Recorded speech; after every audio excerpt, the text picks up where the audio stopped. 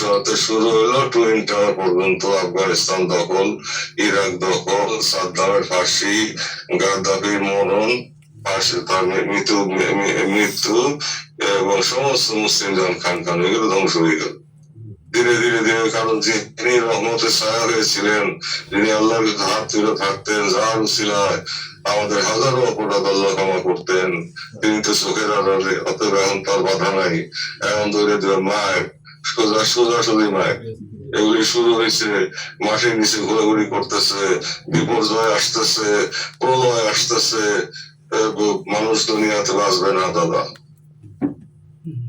আর মানুষ সীমা ছাড়াই চলে গেছে, মানব রূপী দানবে হয়ে গেছে, দেখতে মানুষের মতো কিন্তু খাসলো জানোয়ারের চাইতে নিকৃষ্ট, খাসলো জানোয়ারের চাইতে নিকৃষ্ট। এই রোগ বাংলাদেশেও চলে আসছে। অতএব এই সমাজে যে মানুষ আল্লাহর প্রয়োজন নাই, আল্লাহর বন্ধুরা হয়তো পছন্দ করে না, আমার খাওয়া পছন্দ করেন না, দয়াল নবীও পছন্দ করেন না। তাই আপনারা বিশ্ব শরীফে সর্বসত্য বিলীন করে খেদমত করেন, দুনিয়ার থেকে নিজেদেরকে বিচ্ছিন্ন করেন। এটি সাধনা, এটি সংগ্রাম, এটি জেহাদে আকবর, এটি হইতেছে নিজের নফসের সাথে যুদ্ধ।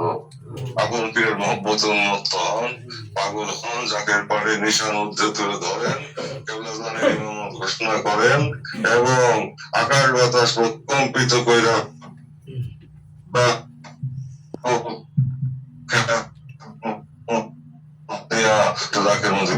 যত বেশি টাইনাই নাই জাহাজ উড়াইতে পারেন, খাজা বাবার তরিতে উড়াইতে পারেন।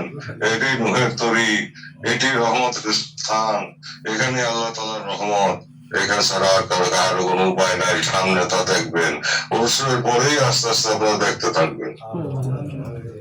বিপদের বাড়ি যতই আসুক আপনারা ভয় পেয়েন না, কারণ আপনাদের জন্য কেবলাজন জিম্মাদার আছেন, আপনাদের জন্য হাত পাইতে আছেন এবং কবলীয় সুসংবাদও তিনি দিয়ে গেছেন। বাবা আমার মুড়ি ধরেন কোনো ভয় নাই, কিন্তু মুড়িদের ত্রুটি থাকলে কিন্তু ধাক্কা খাইতে হবে, ধ্বংস হবেন না কিন্তু ধাক্কা খাইতে হবে। অর্থাৎ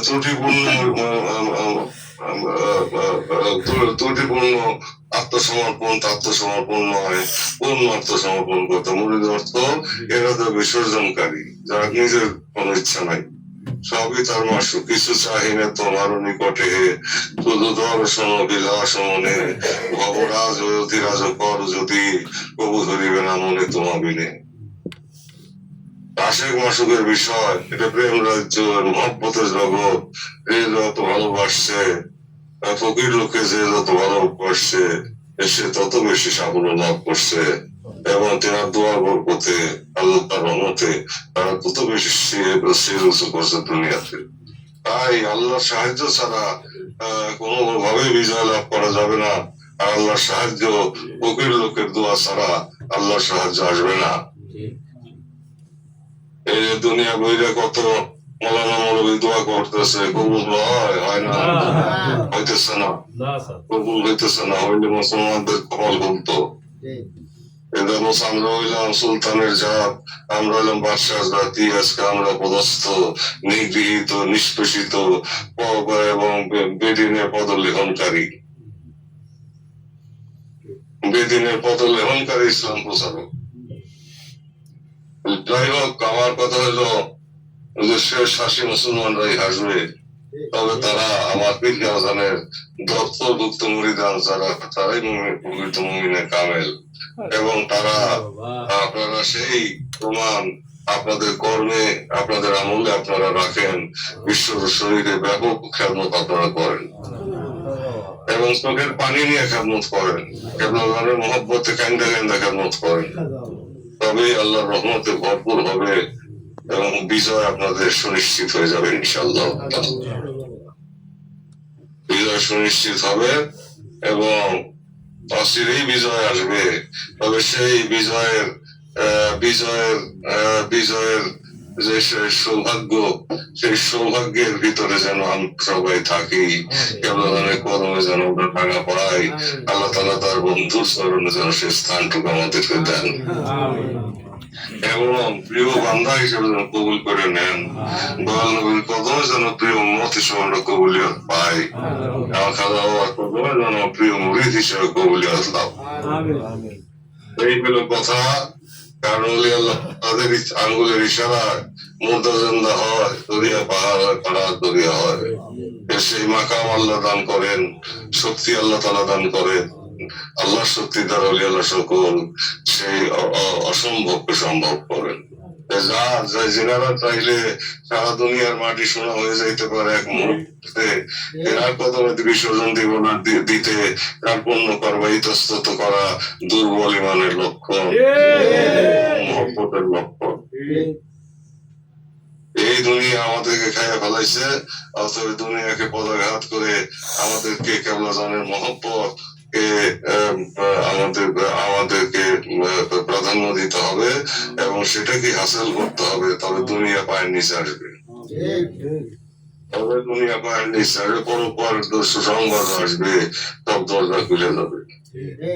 রহমত রহমত তখন আল্লাহর তরফ থেকে অজরের রহমত ছাড়বে, এতে কোনোই সন্দেহ নাই। তাই বিশ্ব শরীরে পরেই জাকের পার্টির বিজয়ের ডঙ্কা আল্লাহ বাজাবেন বলে আমার মনে হয়। বাধ্য হবে বাইরের সরে, ধাক্কার সরে মানুষ বাধ্য হবে। বিপদে বাড়ির সরে মানুষ চোখে মুখে অন্ধকার দেখবে, কেবলাজান বলছেন, ফরমাইছেন, বাবা বিপদে বাড়ির সরে মানুষ চোখে মুখে অন্ধকার দেখবে এবং আমার পতাকা ছাড়া অন্য কোথাও আল্লাহর রহমত থাকবে না। আমার পতাকা নিচে সবাই আশ্রয় নিবে। তবে এখান থেকে যখন তকবীর দিয়ে বাইরে হবে, তাদের পথ রোধ করার কেউ থাকবে না। এবং তোমার হিসাবে আঙ্গুল ইশারায় আল্লাহ তাআলার শক্তিতে রাষ্ট্রের পরে রাষ্ট্র পদানত হবে, ভূমিকম্প দিয়ে উল্টাই দেওয়া হবে, তোমরা শুধু পতাকা গাড়বা। সেটাই হলো জাকের পার্টি, সেটাই হইতেছে আল্লাহ স্মরণকারীদের দল, সেটাই আমার কেবলাজানের দল, রাসূলের সত্য তরিকার দল। আপনারা সেই দলভুক্ত সেনাপতি, আপনারা সঠিকভাবে খেদমত করেন এবং খেদমত করান এবং সারা দেশকে টাইনা খাওয়ার কদমে নেন। বিশ্ব বিশ্ব জাকের মঞ্জিলে বাবার চরণ তলে সবাইকে হাজির করেন।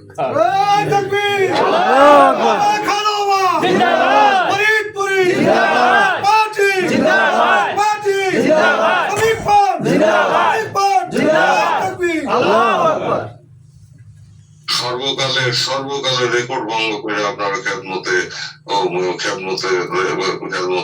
অগ্রগামী হন।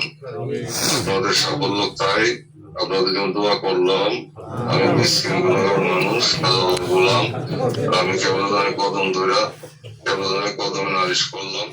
সেই কদম ধরে আল্লাহ দরখাস্ত রইল, আল্লাহ যেন আমার দয়াকে রসিলায় আপনাদেরকে দীর্ঘ জীবন দান করেন, স্বাস্থ্য দান এবং কঠিন গজব যেটা আসতেছে এই সময় যেন আপনাদেরকে ইমানের উপর, বাবার মহব্বতের উপর অবিচল রাখেন, রাতের পার্টির পতাকা নিচে অবিচল রাখেন।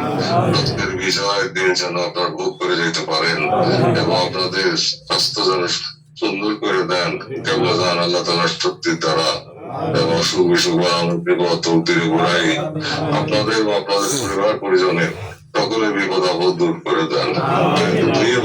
আল্লাহ তরফ থেকে কেবলাজান আইনা দেন এবং রহমতের চাদর দিয়ে ঢেকে রাখেন। এই বলে আমি আমার বক্তব্য শেষ করলাম। বিশ্ব সেবে আপনাদের ব্যাপক খেদমত এবং ব্যাপক কাফেলা আশা করে, আপনাদের ব্যাপক পরিশ্রম আশা করে, কামনা করে আমি আমার বক্তব্য এখানে শেষ করছি। ওয়া আখিরু দাওয়ানা আলহামদুলিল্লাহি রাব্বিল আলামিন। আসসালামু আলাইকুম।